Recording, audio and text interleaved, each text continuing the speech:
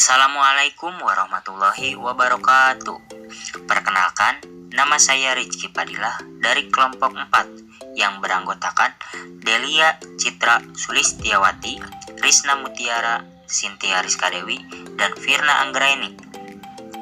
Kita akan menjelaskan mengenai perkembangan negara maju dan berkembang.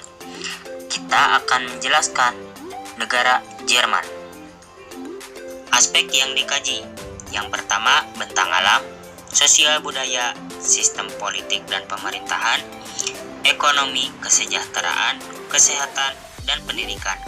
Baik, kita langsung saja ke bentang alam. Bentang alam adalah suatu bagian geografi yang menjadi pemandangan alam atau daerah di permukaan bumi yang merupakan satu kesatuan. Bentang alam negara Jerman. Dataran Jerman Utara adalah dataran rendah yang paling luas di Jerman. Wilayah ini cenderung datar dan hampir seluruhnya memiliki ketinggian kurang dari 91 meter di atas permukaan laut.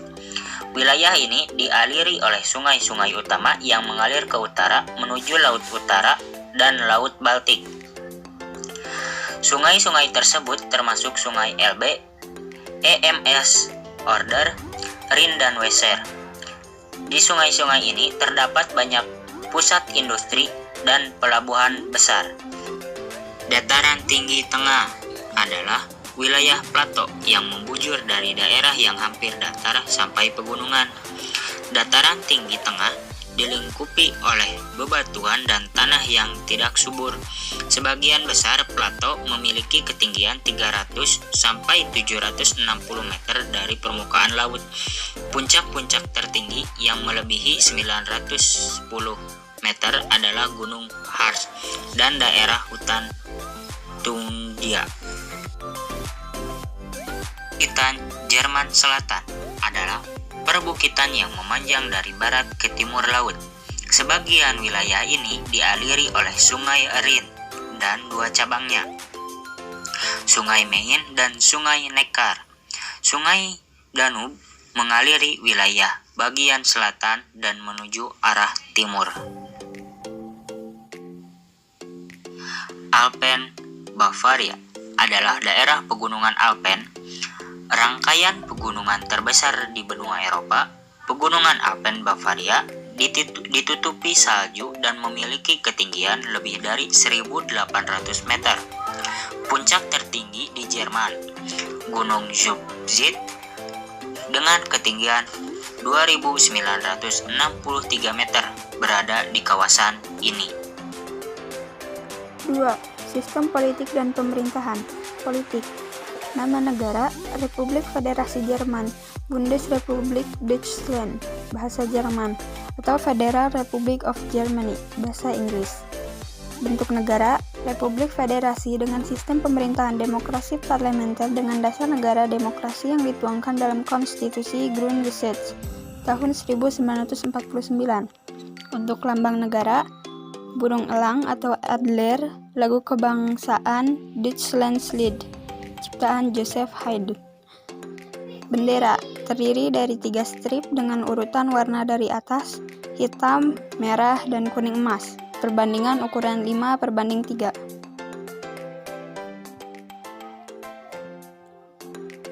Sistem pemerintahan. Pemilihan umum pertama diadakan dalam bulan Agustus 1949, di mana Partai CDU, Christlich-Demokratische Union, Partai Persatuan Demokrasi Kristen, bersama-sama dengan CSU, Christlich Social Union, Partai Persatuan Kristen Sosial, dan Partai SPD, Sosial Demokratis Partai Deutschland. Partai Demokrasi Sosial Jerman keluar sebagai 2 partai besar.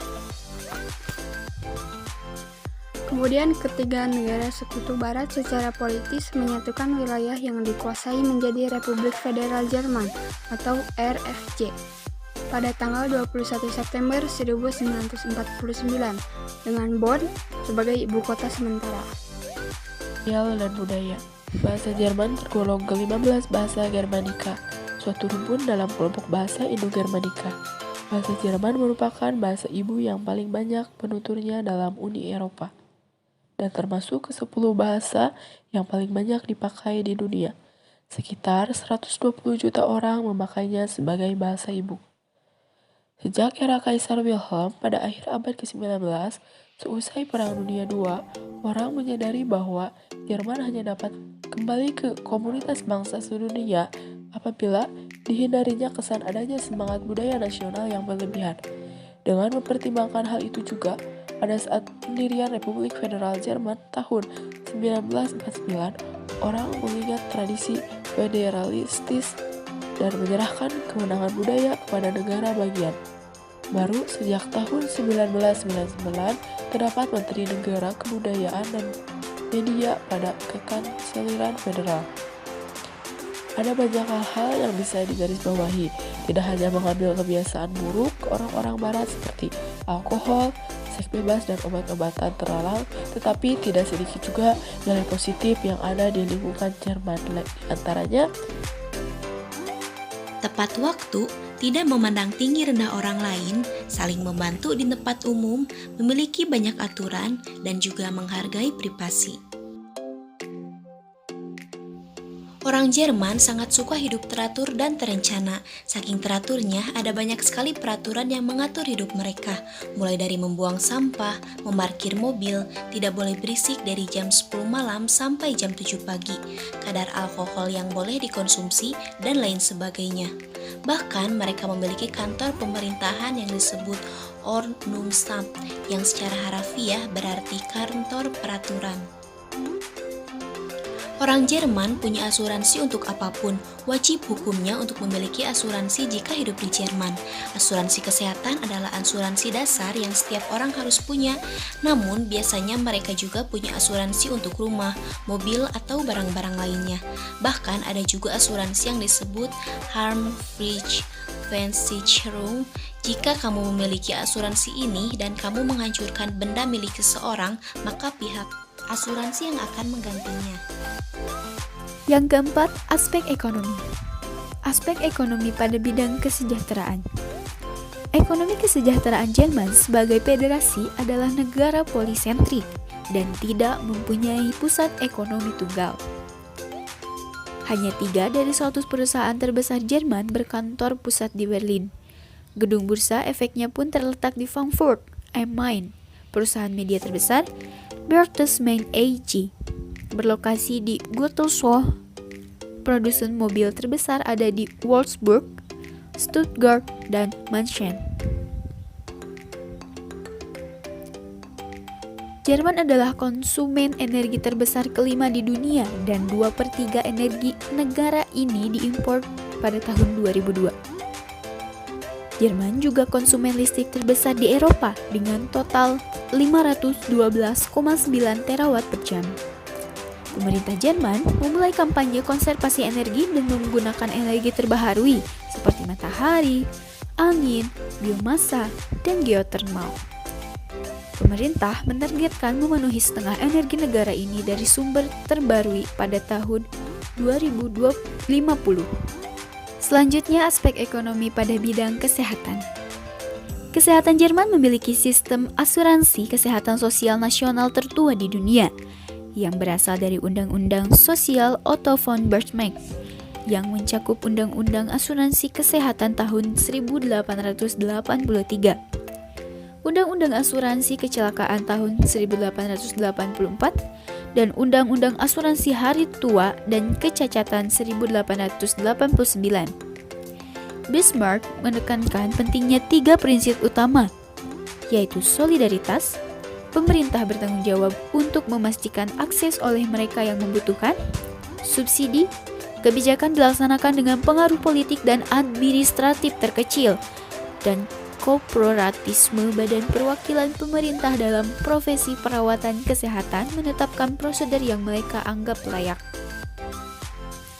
Asuransi kesehatan wajib awalnya hanya berlaku untuk pekerja berpenghasilan rendah dan pegawai pemerintah tertentu, tetapi secara bertahap telah meluas untuk mencakup sebagian besar penduduk. Lalu ada aspek ekonomi pada bidang pendidikan. Jerman memang memiliki banyak universitas yang termasuk dalam peringkat terbaik dunia.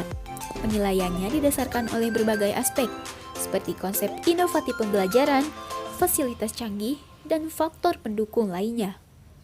Beberapa poin berikut ini menunjukkan kalau karakteristik sistem pendidikan di Jerman benar-benar well-maintained dan mengedepankan pendidikan.